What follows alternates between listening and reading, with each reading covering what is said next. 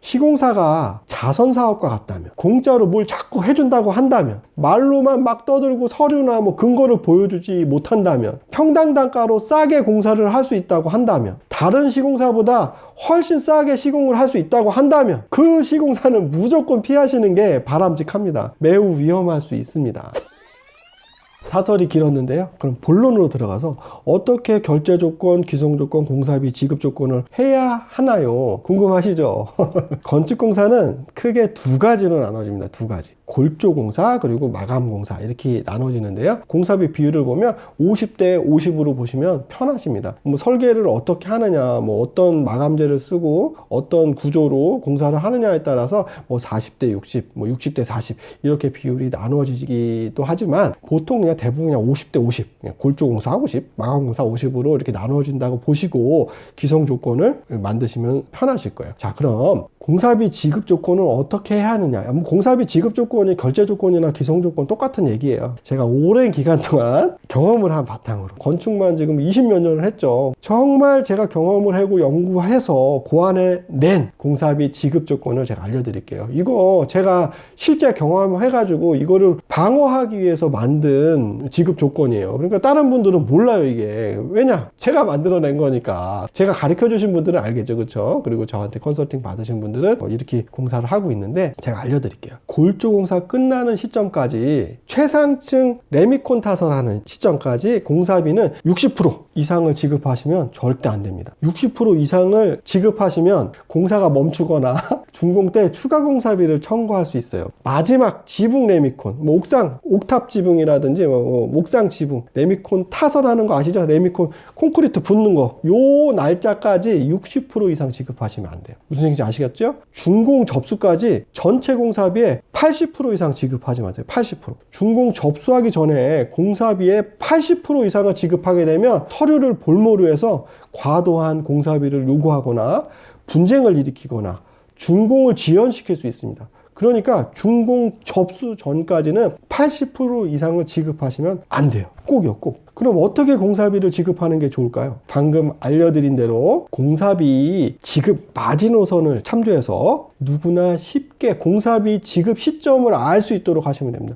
공사비를 언제 줘야 되는지 지나가는 애도 지금 공사비 줘야 됩니다 라고 알 수 있는 날을 지정하시면 됩니다. 4층 상가주택을 예로 제가 공사비 지급 조건을 알려드릴게요. 계약금은 10% 이상 주지 마세요. 뭐 20%, 30% 주지 마세요. 계약금은 10%만 주세요. 그리고 2층 바닥 레미콘 타설 후에 20%. 그리고 마지막 지붕, 상가주택의 지붕이 있겠죠. 다락지붕, 레미콘 타설 후에 20%. 여기까지가 골조 공사 기간 50%예요. 그리고 외부 비계 해체 후에 공사하려고 가림막 쳐놓은 거 있죠? 뭐 꼭대기까지, 옥상까지 쫙 그 외부 비계라고 하는데 이걸 해체가 다 되면 건물이 보이겠죠, 그렇죠? 그때 20% 주시는 거예요. 비계가 해체되면 건물이 보이거든요. 이때 공사비를 준다 생각하시면 돼요. 그리고 준공 특검 후 통과 후에 15%, 준공 특검 통과 후 15%, 보존 등기 후 1개월 이내 15%. 보존 등기는 무엇이죠? 이제 내 건물이라는 걸 이제 국가에 신고하는 거죠. 그렇죠? 요렇게 하시면 아주 안전합니다. 계약금 10%, 바닥 레미콘 타설 후 20%, 지붕 레미콘 타설 후 20%, 비계 해체 후 20%, 그리고 준공 특검 통과하면 15%, 그리고 보존 등기 후에 1개월 이내 15% 잔금 지급하시면 됩니다. 빌딩의 경우 지상 2층, 지상 5층을 예를 들어서 계약금 10%, 지하 1층 바닥 레미콘 타설 후 15%, 지상 3층 바닥 레미콘 타설 후 15%, 마지막 옥상 바닥 레미콘 타설 후 15%, 그리고 외부 비계 해체 후 15%, 준공 특검 통과 시 15%, 보존 등기 후 1개월 이내 15% 이렇게 하시면 돼요. 다른 건물도 이런 비슷한 식으로 나눠서 지급 조건을 지정하시면 안전합니다. 제가 알려드린 공사비 지급 시점에서 시공사에서 기성 청구 후에 7일 이내 지급하셔야 돼요. 7일 이내. 7일이 넘어가면 계약 위반이 될 수 있어요. 조심하셔야 되겠죠. 시공사는 계약 위반할 내용들이 엄청 많은데 건축주는 시공 계약 위반하는 게 딱 하나예요. 공사비를 늦게 주는 거. 이것만 이행하면 계약 위반이 아니에요. 대부분. 무조건 공사비는 청구하면 7일 이내에 주시거나 사정이 생겨서 지연이 될 경우에는 시공사한테 지연 사유를 명확하게 통보하셔야지만 차후에 문제가 생기지 않습니다. 시공사가 기성을 청구를 하면 7일 이내에 꼭 지급을 하셔야 됩니다. 그러니까 미리미리 자금을 확보해 놓으시는 게 좋으시겠죠. 공사비 지급 시점 중에 특검 통과는 뭐냐? 뭐야, 뭔 소리 하는 거예요, 얘가. 모르시니까. 공사를 마무리하고 사용 승인 신청 접수를 하게 되면 준공 접수라고도 해요. 사용 승인이나 준공이나 똑같은 얘기예요. 담당 주무관님이, 공무원이 현장을 확인 점검을 해서 허가대로 했는지 건축법대로 이행이 됐는지 다 파악하셔서 사용 승인을 내주셔야 되는데 많이 바쁘시잖아요, 우리 공무원분들. 그러다 보니까 외주 용역을 해당 지역 건축사협회에 의뢰를 해서 준공검사를 요청을 하게 되는데요. 이것을 바로 준공특검이라고 합니다. 사용 승인 특검이죠. 보통 건축사님한테 18만 원 정도 줍니다. 부가세 포함해서 20만 원 정도 받으시는 거예요. 뭐 지역마다 조금 편차가 있다고 하는데 대략 이 정도 받으세요. 20만 원밖에 안 주고 많은 일을 하죠. 이거 검사 다 해야 되고 책임도 많고 상당히 까다롭게 보시는 경우가 많아요. 그래서 특검 통과가 많이 지연되는 경우가 많아요. 그래서 지역 건축사를 써라 막 하는 이유가 특검을 빨리 통과시키게 하려고 지역 건축사를 많이 쓰죠. 이건 팁이고요. 예. 그리고 따라서 특검 통과 시에 공사비 기성을 지급한다고 하면 시공사에서 공사비를 빨리 받기 위해서 특검이 이거 보완하세요, 이거 잘못됐어요 막 이렇게 보완 요청하는 것들이 있는데 이거를 빠르게 보완 공사를 해서 사용 승인을 빨리 받을 수 있게 하겠죠. 그래서 준공 특검이 통과되면 공사비를 주겠다 지급 조건을 해 놓으시면 시공사가 상당히 빠르게 움직입니다. 빠르게. 보통 준공 특검 지적사항이 건축주가 부담을 해야 되는 상황도 많이 발생이 됩니다. 근데 돈을 빨리 받으려고 시공사가 그런 것도 그냥 무상으로 해주시는 경우도 많습니다. 그러니까 준공 특검 후에 15% 이렇게 하시는 것도 좋습니다.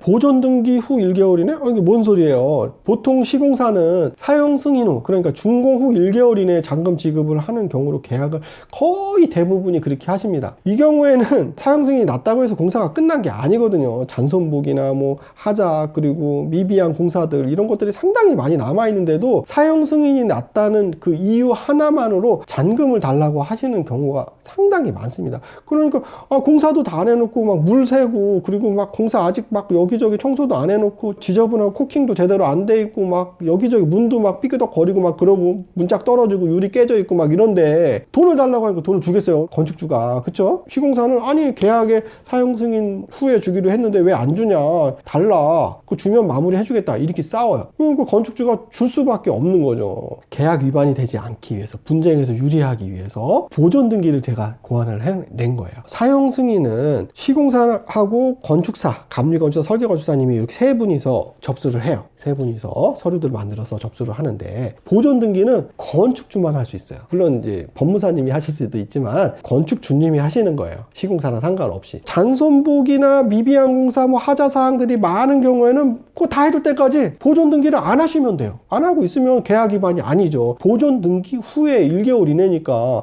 아직 공사가 마무리 안 됐으니까 보존 등기를 안 했다 이렇게 하면은 계약 위반 사항이 아니시거든요. 보존 등기 후 1개월 이내로 하시면 잔손복이랑 이런 거 다 한 다음에 다 완료되고 이상 없다 생각했을 때 보존 등기하시고 잔금 지급을 1개월 이내에 지급하시는 거예요. 안전하고 분쟁의 소지도 많이 줄어들어서 깨끗하게 빠이빠이 할 수 있겠죠. 근데 너무 또 나쁜 건축주님들이 있어요. 공사 다 끝냈는데도 일부러 보존 등기 계속 안 하고 있으신 분이 있어요. 그래 놓고 시공사 잔금을 지급을 막 계속 지연시키는 나쁜 건축주님도 있어요. 실제로 저도 몇 번 겪었습니다. 그리고 보존 등기 해놓고도 안 했다고 빠득빠득 우기시는 분도 있어요. 그렇게 나쁜 건축주님들은 정말 제가 도와주고도 정말 막 화가 많이 나요. 그런 분들 때문에 이게 지금 이렇게 건축 시장이 험난해진 거예요. 험난해진 거. 나쁜 건축주님들도 엄청 많습니다. 저한테 컨설팅 받으시는 분들 중에서도 나쁜 건축주님들 되게 많아요. 그리고 나쁜 시공사도 있었고요.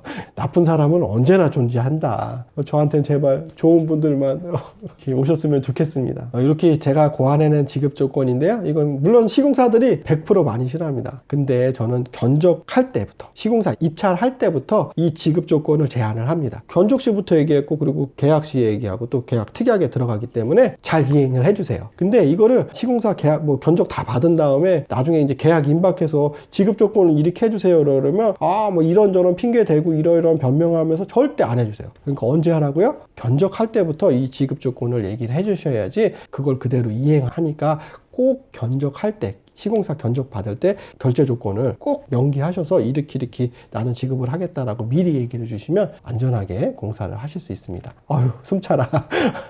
오늘은 여기까지. 다음 영상은 궁금하신 거 댓글 달아주시면 실무적인 내용으로 영상을 찍어 드릴 수 있도록 노력하겠습니다. 코로나 잘 피해 다니시고요. 새해 복 많이 받으시고요. 행복합시다. 건강합시다. 다음 영상에서 또 만나요. 안녕.